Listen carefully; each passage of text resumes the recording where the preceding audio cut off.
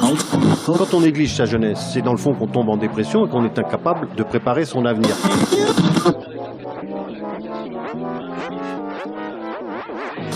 Ça ne veut plus rien dire, lycéens. C'est des merdeux, des cons. Le jeune est tourné vers l'avenir. Mais aujourd'hui, l'avenir ne se tourne plus vers le jeune. Univox. Univox. Bonjour à toutes et à tous et bienvenue dans Univox. Le 12 septembre dernier, c'est une véritable collaboration radiophonique qui s'est déroulée entre l'équipe du festival à Tour de Bulle et Radio Campus Tours. Une émission spéciale s'est tenue en public et en direct avec la participation des membres du festival pour aborder différentes thématiques autour de la bande dessinée. Lors de cet événement, la revue dessinée, qui va sortir son 10e numéro le 4 décembre prochain, fêtait ses 2 ans d'existence. La revue dessinée, une initiative prise par des auteurs face à la situation décrite dans le documentaire Sous les bulles de Mayana Bidegain, extrait avant de revenir sur le direct. L'économie de la bande dessinée a changé. Les années 60-70, grosso modo, je pense que c'est l'âge d'or économique pour les auteurs de bande dessinée. José Louis Bocquet, auteur BD et directeur éditorial aux éditions Dupuis. Dans les années 70, je dirais l'histoire de la bande dessinée, en gros, la bande dessinée, c'est fait pour quoi ? C'est fait pour remplir des journaux. Les auteurs des années 70, ils étaient payés à la page, ce qui était normal. On remplit un journal, on paye à la page, voilà. Et puis en plus, bonus, ils ont des albums, ils sont aussi romanciers, ils ont aussi le statut, d'une certaine manière, d'auteurs de livres.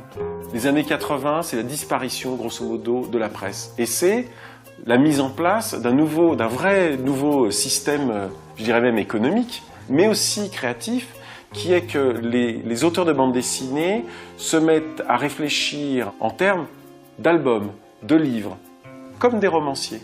Les années 2000, c'est quoi ? Il n'y a plus de journaux. Donc les maisons d'édition, qui étaient des maisons d'édition de presse, se sont transformées en maisons d'édition de livres. Les auteurs de bande dessinée se retrouvent dans le même système économique que la littérature. Tu fais un livre, tu es payé pour ce livre. Et tu es payé non pas en fonction de ton temps de travail, et Dieu sait si la bande dessinée, c'est du temps, c'est vraiment du temps, mais tu es payé en fonction de ta valeur sur le marché. C'est vers ça qu'on va, aujourd'hui. Et si ta valeur sur le marché, c'est te battre contre les 5500 nouveautés par an, voilà où se trouve la crise économique pour les auteurs. On est dans un monde ultra-libéral, celui de la bande dessinée. Tu bosses pas, t'es mort. On va aborder avec nos invités la BD comme média et la représentation de celle-ci dans les médias. Pour cela, j'accueille d'abord nos 2 nouveaux membres de l'équipe d'À Tour de Bulle à cette table, Fanch et Rodi. Bonjour. Salut.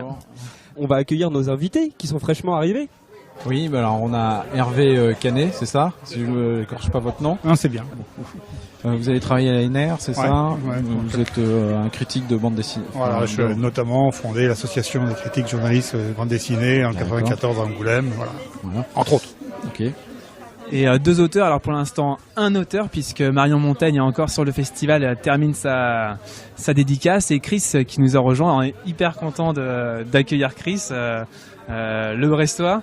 Chris, on ne le présente plus, que ça soit Un homme est mort ou Notre mère la guerre, mais également la revue dessinée pour lequel Chris est hyper engagé, et puis on aura le temps de revenir dessus. Voilà. Bonjour messieurs. Bonjour. Est-ce qu'on peut commencer peut-être par présenter la revue dessinée à nos auditeurs qui ne connaîtraient pas cette revue ? Oui, bien sûr. La revue dessinée, c'est un projet d'auteur avant tout. C'est une revue qui a été créée par un collectif d'auteurs de bande dessinée et de journalistes, avec dans l'idée de créer quelque chose qu'on attendait depuis un moment. C'est une sorte de terrain de jeu, d'expérience, où les auteurs de bande dessinée et les journalistes, pas seulement journalistes, mais aussi universitaires, connaisseurs en tout cas d'un sujet X ou Y, pouvaient se rencontrer et donc raconter des histoires en bande dessinée ensemble, mais uniquement d'un point de vue documentaire, faits réels, etc. et tout ça. Et c'est un genre, la bande dessinée documentaire, qui se développe depuis 15-20 ans, avec des très gros succès d'édition, mais il manquait encore un peu une revue qui permettait de sortir du format album pur et dur, et puis surtout un lieu de rencontre entre ces deux catégories de créateurs, quelque part, que sont les auteurs et les journalistes. Donc voilà, on s'est lancé il y a 2 ans maintenant, on fête nos 2 ans exactement exactement là, à Tours, aujourd'hui, avec la sortie de notre numéro 9. Et ça se passe très bien, mais on y reviendra sans doute sur toute l'histoire de cette revue. Est-ce que le point de départ de cette revue dessinée, c'est aussi un constat par rapport aux médias et à la bande dessinée ? Alors, il y avait un peu de tout, c'est-à-dire que du côté de la bande dessinée, si les éditeurs avaient créé une telle revue, on l'aurait pas fait nous-mêmes. On serait pas embêtés. Ce qu'on aime avant tout, c'est quand même écrire ou dessiner. Mais depuis des années, on les poussait un peu à créer ça, et puis ça bougeait pas. Donc on a fini par décider de le faire nous-mêmes, en sachant qu'il y avait aussi un engagement vis-à-vis des auteurs qui était de redonner de la valeur à nos métiers, c'est-à-dire de payer correctement les auteurs, c'est-à-dire de faire en sorte qu'ils soient vraiment accompagnés dans leur création, ce qui est de moins en moins le cas parfois auprès des éditeurs. Donc c'était aussi une manière de transformer les revendications des auteurs, qui étaient nombreuses, et d'essayer de les appliquer, de voir si ça marchait, si c'était viable, etc. La revue dessinée, elle sort tous les 3 mois, elle est rentable à 17 000 exemplaires vendus, ce qui est une hérésie d'un point de vue commercial. Aucun éditeur n'aurait lancé un tel truc en se disant que le point mort était à 17 000 exemplaires. Malgré tout, ça fait 2 ans qu'on est là, et pour l'instant on gagne pas beaucoup d'argent, mais enfin on n'en perd pas non plus. Donc ça, c'était d'un point de vue bande dessinée. D'un point de vue journalistique, oui, je suis pas journaliste, donc je peux pas parler à leur place, mais tous les journalistes disent qu'ils ont moins en moins de temps pour des articles de fond, au long cours, etc. La plupart des jeunes journalistes doivent travailler à la pige. On a énormément de très jeunes journalistes, de moins de 40 ans, mais moins de 30 ans. On a pas mal de journalistes de 25, 28 ans qui sont férus de bande dessinée, nourris de nouvelles communications, etc. Mais qui trouvent pas obligatoirement leur place dans les journaux aujourd'hui.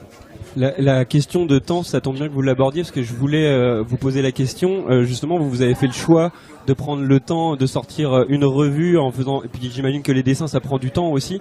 C'est justement complètement à contre-courant de l'information aujourd'hui, qui est beaucoup dans l'immédiateté finalement. Oui, au départ, les gens ont cru qu'on allait faire une revue de dessin de presse, par exemple. Quand on allait voir des grands journaux pour essayer de trouver des partenaires aussi, on se rendait compte à quel point il y avait une méconnaissance de la façon de faire de la bande dessinée, où oui, on nous disait « Ah, mais alors donc la semaine prochaine, vous pouvez nous refaire l'attaque contre Mohamed Merah, par exemple. » Non, on va pas faire en une semaine, on va pas reconstituer l'attaque comme ça, sur le pouce.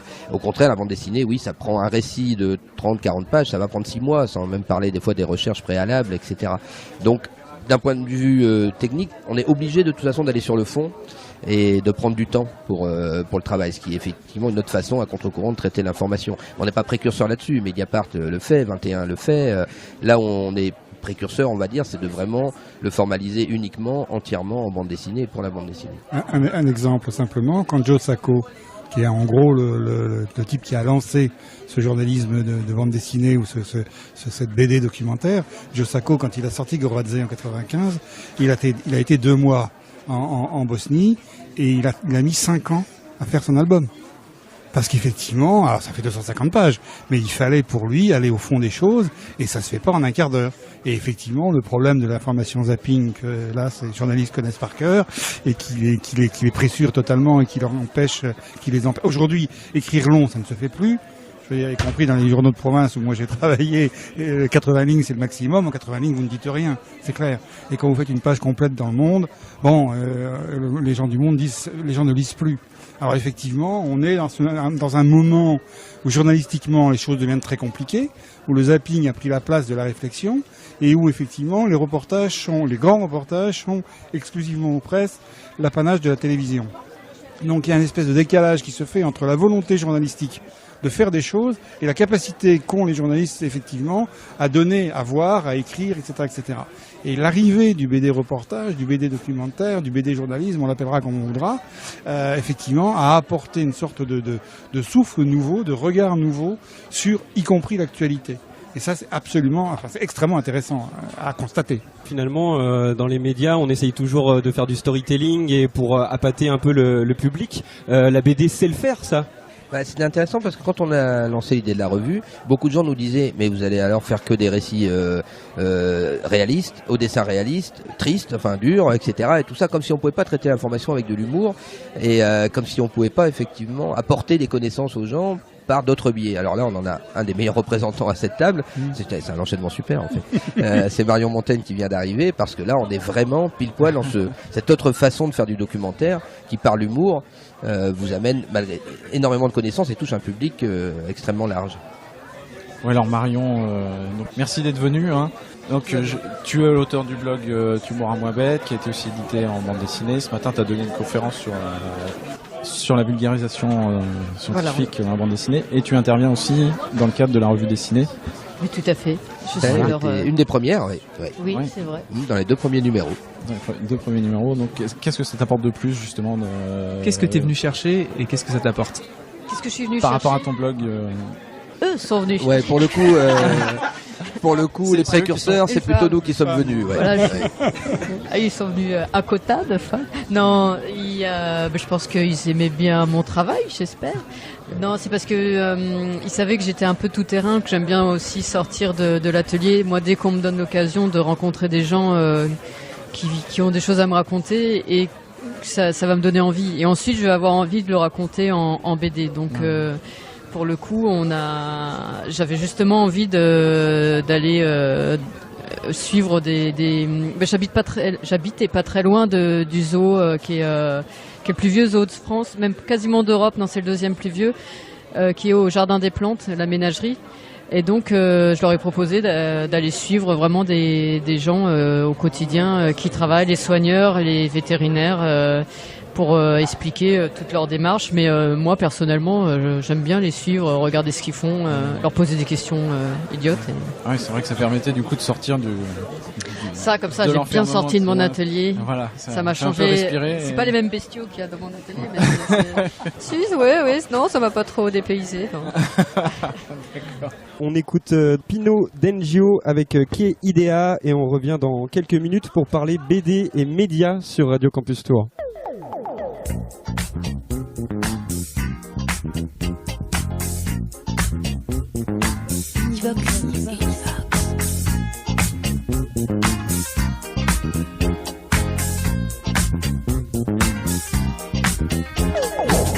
In discoteca con lo sguardo da serpente, io mi sono avvicinato, lei già non capiva niente. L'ho guardata, m'ha guardato e mi sono scatenato. Fred Astaire al mio confronto era statico e imbranato. Le ho sparato un bacio in bocca, uno di quelli che schiocca.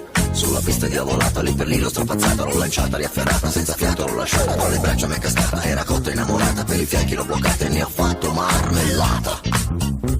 Oh yeah, si dice così, no?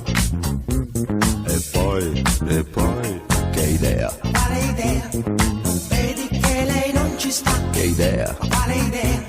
È maliziosa ma saprà tenere a bada un super bullo buffo come te. E poi che avresti di speciale che in un altro non c'è? Che idea? Quale idea? Non vedi che lei non ci sta? Che idea? Quale idea? Attento, lei lunga la sa, lei ti farà girare in tondo senza avere mai le cose che pretendi. E scusa, in fondo scusa, tu che dai?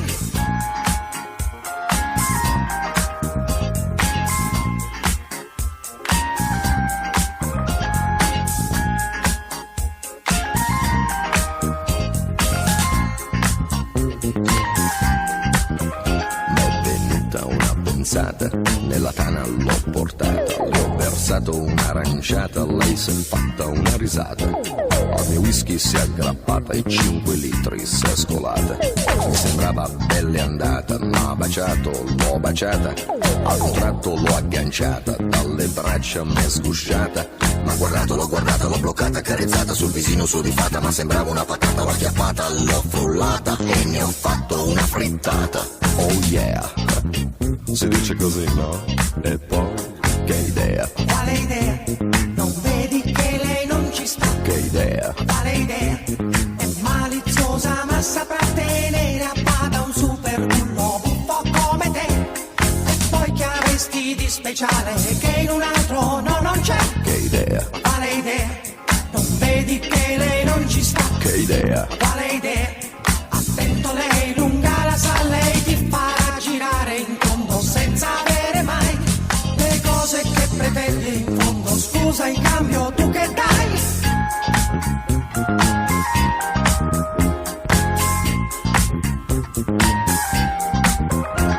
Che idea? Quale idea?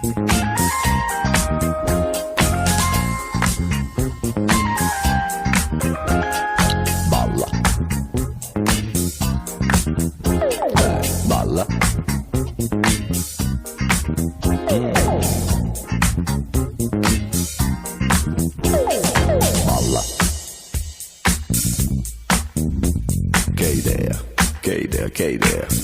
Ma quale idea? Balla.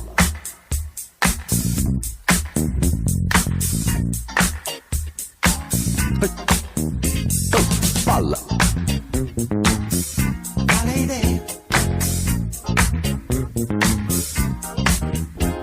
Che idea. Quale idea? Vedi che lei non ci sta. Balla. Univox. Et aujourd'hui, Chris est énormément sollicité par des auteurs pour la revue dessinée. Il y a les deux cas. On est beaucoup sollicité par les journalistes. Ça, c'est en moyenne 5 à 6 sujets tous les jours qui nous arrivent. Parce que les journalistes aujourd'hui, notamment, encore une fois, toute cette jeune génération de journalistes qui arrive, est habituée à ça, à devoir justement faire un peu le mercenaire, entre guillemets, d'aller proposer les sujets sur lesquels ils travaillent à différents supports, etc. Donc on est en train de devenir quand même un petit Eldorado pour lesquels beaucoup de journalistes aimeraient bien travailler, parce que c'est une expérience différente, parce qu'on essaye, encore une fois, de payer correctement les gens, même si on les paye pas du tout assez, hein, malgré tout, faut être clair. Ça mériterait d'être mieux payé, mais pour l'instant l'économie elle est comme ça. Et par contre, au niveau des auteurs de bande dessinée, c'est beaucoup plus compliqué. Et parce que les auteurs vont tous vous dire ah ouais super, moi ça m'intéresse, c'est génial. Mais ils ont encore beaucoup de mal à sortir du carcan, de l'album justement, pour lequel ils sont sûrs, pour lequel ils vont être payés d'une certaine façon, avoir des droits d'auteur, etc. et tout ça. Et qui du coup les prend pour 2 ou 3 ans. Et voilà. Et non, donc notre grande difficulté aujourd'hui est de trouver les auteurs de qualité et en nombre suffisant pour réaliser tout ce qu'on aimerait réaliser. L'avantage, c'est qu'on a par contre une vraie bande qui nous suit. Aujourd'hui, il y a quand même une famille, un peu la revue dessinée. Il y a ceux qui étaient là dès le départ, qui eux, alors dans le vide le plus complet, nous ont fait confiance et ont commencé à travailler alors qu'on n'en était rien, qu'on était une idée. Voilà, c'est tout. Oui, Marion a commencé à travailler sur une simple idée, Christian Caillot aussi, et sur des projets quand même assez importants. Et puis des auteurs plus connus comme Davodo, comme Lepage, et puis oui, des jeunes auteurs comme Benjamin Adam ou Vincent Sorel qui sont là aussi sur le festival, qui eux, c'est plutôt la revue dessinée qui les fait connaître un peu d'un public plus large que ce qu'ils avaient l'habitude jusqu'à présent, et qui sont des super jeunes auteurs. Voilà. Mais c'est plus compliqué au niveau des auteurs de bande dessinée.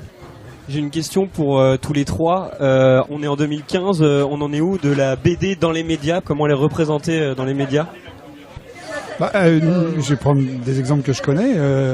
En matière de presse régionale, PQR, il y a pratiquement plus de bande dessinée. Il y a quelques dessins de presse. Alors, je voudrais juste faire une petite parenthèse, si vous voulez, et rendre un hommage, mais alors vraiment extrêmement important, à la planche qu'a sorti Zep il y a 2 jours dans Le Monde, où il est très influencé par la mort du petit Ilan. Il a fait une planche exceptionnelle. Pourquoi elle est exceptionnelle? D'abord parce qu'elle est dramatique, et que pour la première fois dans la bande dessinée, un dessinateur tue son héros. Puisque Titeuf, à la fin, est tué, assassiné par un sniper, alors qu'il essaye de franchir une frontière. Son père a été tué, sa maîtresse a été tuée, son petit copain a été tué, et à la fin de la planche, Titeuf meurt. C'est à part la dernière case du bouquin posthume de Hergé, où il semble que Tintin aille à la mort, c'est la seule fois où on voit un dessinateur délibéré. Alors attention, Titeuf est pas mort. Évidemment, il y a un album qui sort, etc., etc. Il va continuer à parler Zizi et Bistouquette, puisque c'est ça qui fait le succès de Titeuf. On est bien d'accord. Mais on est complètement dans le BD et le journalisme, quoi, je veux dire. Hein. Il y a une émotion qui inspire ce dessinateur. Il fait une planche complète. Il la publie dans Le Monde. Il la publie sur le blog du Monde aussi. Voilà, on est effectivement à ce lien très compliqué, parce que la bande dessinée en tant que telle, elle a pratiquement disparu des quotidiens. La grande époque de François, du Matin de Paris, bon, c'est terminé. La Nouvelle République, dont je suis le représentant ici, a publié pendant des années des bandes dessinées absolument incroyables, superbes. Il se trouve que je travaille sur l'histoire de la bande dessinée dans la Nouvelle République, et vous pouvez pas savoir ce que la NR a publié comme trésor pendant les années 60-70, on n'en a aucune idée. Des Hans Kresse, des choses complètement, aujourd'hui, qui sont des choses de très grande valeur qu'on redécouvre. Mais aujourd'hui, effectivement, le rapport... Alors après, il y a les magazines, mais les magazines se cassent la figure les uns après les autres. Vécu, à suivre. J'étais au lancement d'À suivre il y a 20 ou 30 ans, dans un château magnifique en Charente, à côté d'Angoulême. Qu'est-ce qui reste d'à suivre? Jean-Paul Mougin est mort, paix à son âme.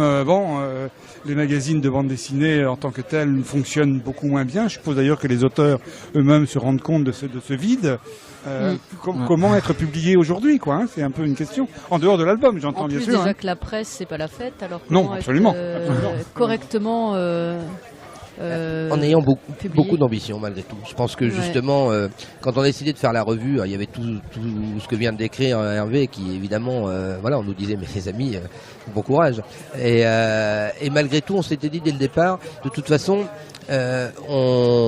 ça marche si tout le monde en vit. C'est-à-dire, on va pas survivre sur la force du travail des copains, etc. Tout ça, où ce truc marche et fait vivre tout le monde correctement, ou alors on n'y va pas. Mais pour ça, il fallait vraiment, effectivement, travailler beaucoup, faire une belle revue de qualité, etc. Et tout ça, enfin la plus grande qualité possible. Et pour l'instant, alors encore une fois, c'est pas l'Eldorado, hein, on va pas partir en vacances avec toute la bande 3 mois par an. Mais encore une fois, elle se vend aujourd'hui en librairie autour de 12 à 15 000 exemplaires à peu près, plus 4 500 abonnés derrière. Après, pour en revenir à l'image de la presse dans les médias, comme dit Hervé, c'est très difficile dans les journaux. Alors les magazines, on n'en parle même pas. Après, il y a deux choses. On continue à avoir un fonctionnement un peu iconique, c'est-à-dire la bande dessinée très connue et va être très utilisée. Titeuf, par exemple, un personnage emblématique. Donc, on va pouvoir avoir cette page géniale dans le monde. On va encore parler toujours d'Astérix ou Tintin ou autre. Mais toute la masse de la bande dessinée derrière, Dieu sait s'il y a une qualité incroyable comme il n'y a jamais eu dans l'histoire de la bande dessinée aujourd'hui. Et la France en est un des Hollywood, enfin il faut quand même le comprendre, quoi. Et c'est ça qui est étonnant justement, que dans les médias ça soit si peu... Vous ne pouvez pas savoir l'ignorance, et pourtant, alors ça évolue, hein, parce qu'arrive au pouvoir quand même aussi une génération de rédacteurs en chef, de gens aux manettes qui ont été biberonnés à la bande dessinée. Mais encore, quand on a lancé la revue dessinée, l'ignorance qu'on a rencontrée quand on allait voir plein de grands journaux en disant voilà, il y a peut-être moyen de faire des partenariats, on cherchait des sous évidemment, des choses comme ça. Je suis arrivé, je citerai pas son nom, un des plus grands rédacteurs en chef éditorialistes les plus connus. On est arrivé avec le projet. Quand on lui a dit, bon, vous voyez, des gens comme Joe Sacco, par exemple, on a démarré par Joe Sacco, évidemment, jamais entendu parler, il faut quand même le faire. On enchaîne avec Davodo, Guibert, Wagnon, le seul, c'était Spiegelman. Voilà, ou là, ouais, quand même, bon, ok, Maus, le Spiegelman, on connaissait un peu. Et donc, non. Et en face, la directrice financière, qui était quand même très importante, évidemment, pour nous dit, ah, vous savez, hein, nous, on va rester à Bouléville. Voilà, la phrase classique, quoi. Et là, on se dit, bon, comment on va expliquer ce qu'on veut faire, une revue de BD de journalistes, quand les gens connaissent que, on sont restés à Bouléville. C'est très, très compliqué. Alors, on allait montrer sur Internet, voilà ce que fait Boris, voilà ce que fait Marion Montaigne, voilà ce que fait Guibert et tout ça. Ah, ouais. Ah, ben voilà, vous allez nous faire l'attentat de Mera, parce que c'était le jour de la mort de Mera. Vous allez nous le refaire pour la semaine prochaine. Là, les bras nous en tombent. Mais quand même, il y a une évolution de prise de conscience que la bande dessinée est un langage et non pas un genre. Pas un genre pour divertir, c'est un langage, et à travers ce langage, on peut traiter tout le style de récit, et surtout, elle pénètre très très fortement au collège, au lycée, à l'université. Ça, là-dessus, il y a un vrai mouvement depuis 10 ans par la bande dessinée documentaire que les profs utilisent de plus en plus et invitent des auteurs qui évidemment viennent. Ça fait aussi des sources de revenus supplémentaires éventuellement. Donc là, il y a une vraie percée quand même depuis 10 ans, mais qui se retrouve pas encore dans les médias, c'est vrai. Ça rebondit sur ma question à Marion Montaigne en parlant de l'éducation. Vous faites de la vulgarisation grâce à la BD. Ça peut être un moyen justement d'apprendre via cet art et de susciter l'intérêt. Est-ce que vous êtes de celles et ceux à qui le système scolaire n'a pas su susciter l'envie d'apprendre ? Ah si, au contraire, j'étais bonne élève, hein, j'étais même très bonne élève, mais oh là là, la cradeuse. Attends, ça suffit là, les mecs là qui ont rien fait de leur scolarité à gribouiller des nanas. Non, moi j'étais bonne élève, monsieur. Oui, mais j'ai vu que tu voulais être dans le milieu médical, hein, non, c'est ça? Oui, mais je me suis un peu, je me suis un peu sous-estimée. Mais non, mais j'aimais bien, j'aimais bien. Non, la scolarité bof, mais j'aimais bien apprendre. Mais c'est vrai que maintenant ça me fait plaisir. Il y a une petite revanche quand des profs m'écrivent en disant est-ce que je peux utiliser vos planches pour... Mais bien sûr, je vous en prie. Est-ce que vous pourriez contacter mon ancienne prof de... ça me flatte parce que c'est juste une... Le problème, c'est pas de savoir, c'est comment on nous l'apprend en fait. Moi, je pars du principe que tout le monde, s'y prend son temps, peut comprendre quelque chose, et c'est pour ça que je trouve que pour les journaux, la BD, il y a un rapport au temps qui est différent avec la revue dessinée, c'est qu'on se donne quand même le temps. Moi je me suis dit tiens, ça m'intéresse parce que c'était à plus long terme. La note de blog, je peux le faire assez vite, tandis que La revue dessinée, j'ai dû prendre plusieurs semaines pour aller voir. Vous devez voir des personnes, vous allez sur place et vous n'avez pas des rendez-vous tout de suite. Vous allez en voir un, il peut pas ce jour-là, ça se repousse. Vous réfléchissez et donc il y a un rapport au temps que. Mais ça, c'est du journalisme. Oui, tiens, c'est vrai. Tout à fait. Mais je pensais à produire de la planche dans le scoop, un peu comme un dessin de presse. Je vois pas trop comment faire. Enfin, on fait du dessin de presse, mais faire une planche. J'essaye d'imaginer un strip ou une planche. Ouais, c'est pas évident. Hein. C'est chaud. Moi, ça me rendrait malade. Hein. Du jour au lendemain, faire des planches. Faut le temps de réfléchir, quoi, et pas dire de bêtises. Mais c'est vrai que les auteurs de bande dessinée se disent pas journalistes, encore sauf Joe Sacco, encore une fois lui, qui lui se dit avant tout journaliste, et qui utilise le langage de la bande dessinée pour ses reportages, mais il se définit avant tout comme journaliste, ce qui n'est pas le cas d'un Avodo par exemple, ni d'un Guibert, ni d'autres auteurs. Malgré tout, oui, dans les faits, effectivement, il y a une façon de travailler, une démarche qui est journalistique. Après, la rencontre aussi entre ces deux milieux est souvent très créatrice quand même. Pour l'instant, on a assez peu de mauvaises expériences, qu'on est des marieurs en fait à la revue. On marie un journaliste qui nous a amené un sujet avec un auteur, on essaye que ça fonctionne. On a des fois des échecs, mais plutôt avant que ça ait vraiment démarré. Une fois que vraiment on pense qu'on a trouvé le truc, non, ça a fonctionné et parfois de toute façon ça fait des étincelles dans le bon sens du terme. Ouais.